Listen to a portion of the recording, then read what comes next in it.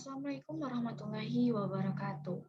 Halo teman-teman, kembali lagi bersama saya, Yolanda Jarulan, MPM C1021047.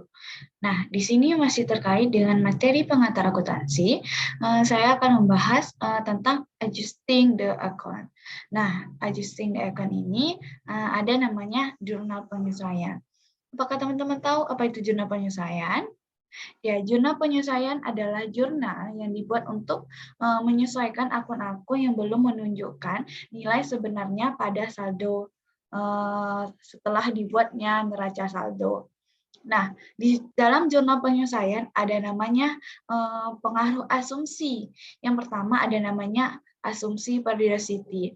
Nah, asumsi periodicity atau asumsi periodisitas adalah asumsi dasar pelaporan keuangan di mana perusahaan dapat membagi laporan keuangannya menjadi beberapa periode waktu, seperti ada periode kuartal itu setiap 3 bulan sekali, periode semester setiap 6 bulan sekali, fiskal year itu periode akuntansi dalam 1 tahun, dan ada namanya calendar years itu setiap bulan, yaitu periode waktu yang dimulai dari 1 Januari sampai dengan 31 Desember.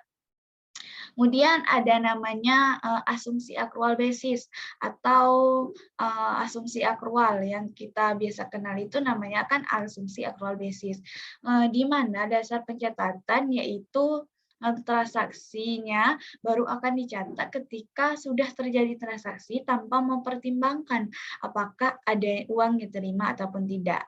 Selain itu ada juga namanya asumsi cash basis, yaitu asumsi ini dilakukan, yaitu pencatatan transaksi tanpa mempertimbangkan, itu dicatat apabila sudah dinyatakan adanya kas yang diterima ataupun tidak. Kalau sudah ada kas diterima, baru akan dicatat. Nah, kemudian ada di dalam jurnal penyesuaian ada namanya prinsip pengakuan pendapatan dan prinsip pengakuan beban.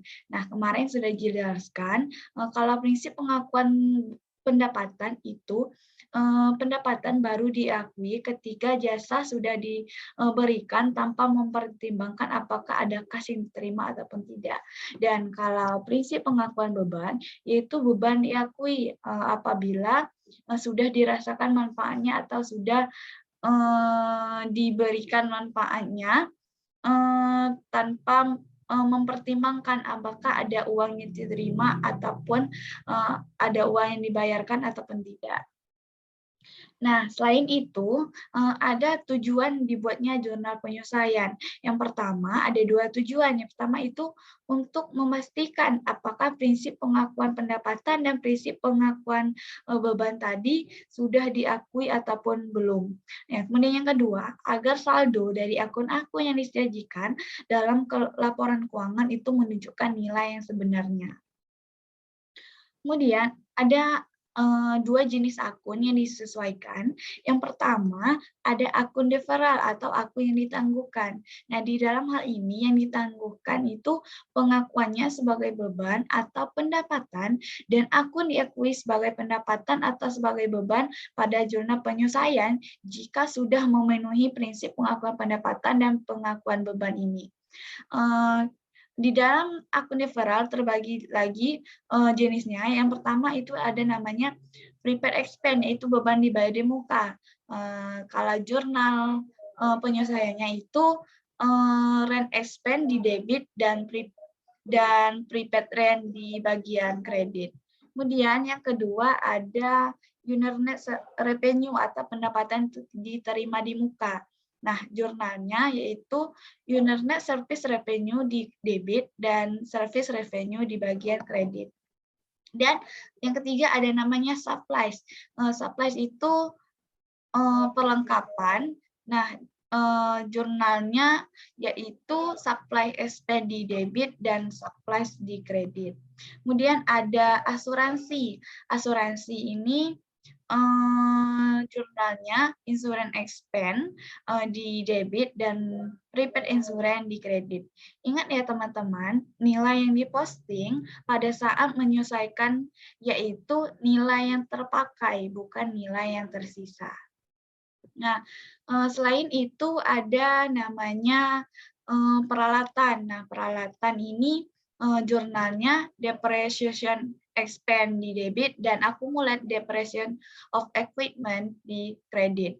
Kemudian selain ada akun deferral, ada juga namanya akun akrual, yaitu accrued revenue, yaitu pendapatan yang masih harus diterima. Kemudian yang kedua ada namanya accrual expense, yaitu beban yang masih harus dibayar. Selain itu, dalam adjusting the account ada namanya laporan keuangan. Laporan keuangan menurut PSAK nomor 1 penyajian laporan keuangan terdiri dari yang pertama ada namanya laporan posisi keuangan. Yang kedua ada namanya laporan laba rugi. Kemudian yang ketiga ada namanya laporan perubahan ekuitas. Yang keempat ada namanya laporan arus kas dan yang kelima ada namanya catatan atas laporan keuangan. Nah, mungkin di sini saja penjelasan mengenai adjusting the account. Sekian, terima kasih. Nah, materi selanjutnya yaitu ada completing the account cycle. Nah, di sini ada namanya kertas kerja. Kertas kerja atau dikenal dengan worksheet adalah suatu kertas yang terdiri dari banyak kolom atau multiple kolom yang digunakan untuk menyusun atau menyiapkan laporan keuangan yang terdiri dari 12 kolom. Namun, kertas kerja ini tidak terlalu berpengaruh dalam siklus akuntansi, boleh dibuat ataupun tidak, karena tidak terlalu berpengaruh terhadap posisi keuangannya. Nah, di dalam hal ini ada namanya jurnal penutup. Jurnal penutup adalah jurnal yang dibuat pada setiap akhir periode ketika perusahaan menyusun laporan keuangan yang digunakan untuk menutup akun-akun nominal. Sehingga akun-akun nominal ini akan bersaldo nol.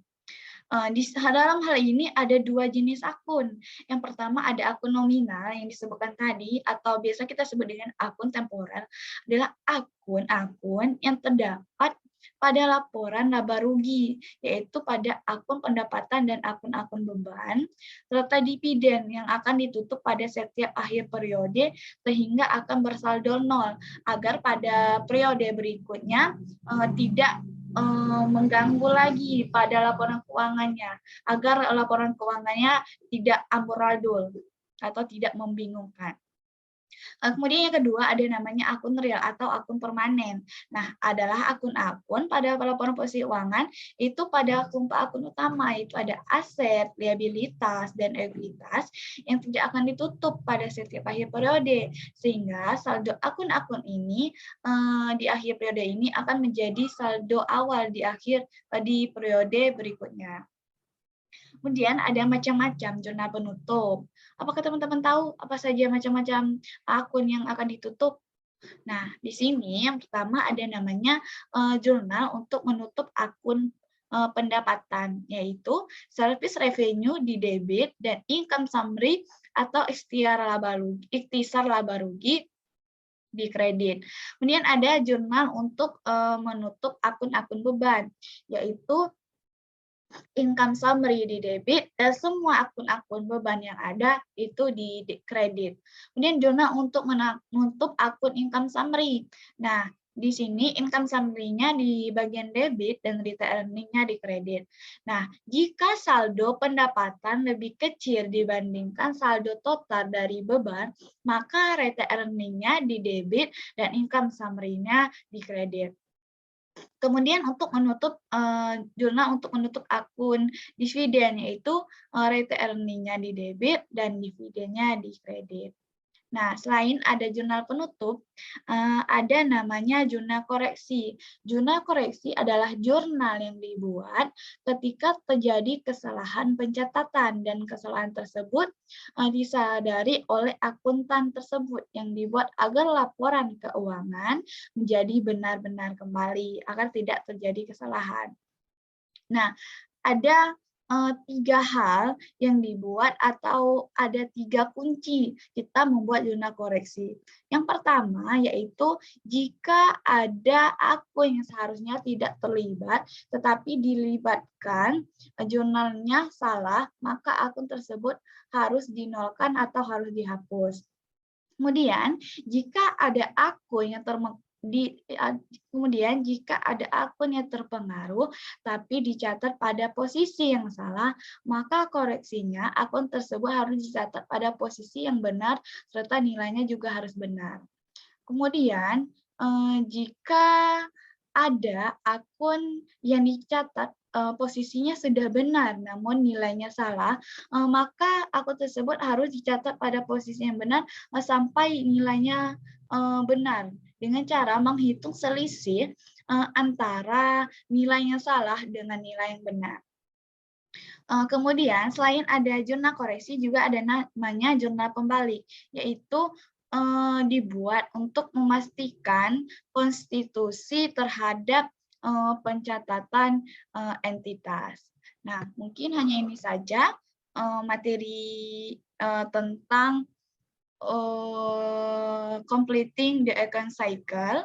Saya ucapkan sekian terima kasih dan apabila ada kata-kata yang salah, saya mohon maaf, atau kata-kata saya yang sedikit membingungkan teman-teman dan pendengar sekalian, saya juga mohon maaf. Kepada Allah saya mohon ampun, karena saya juga masih dalam tahap pembelajaran. Jadi, akhirul kalam saya akhiri. Sekian terima kasih. Wassalamualaikum warahmatullahi wabarakatuh.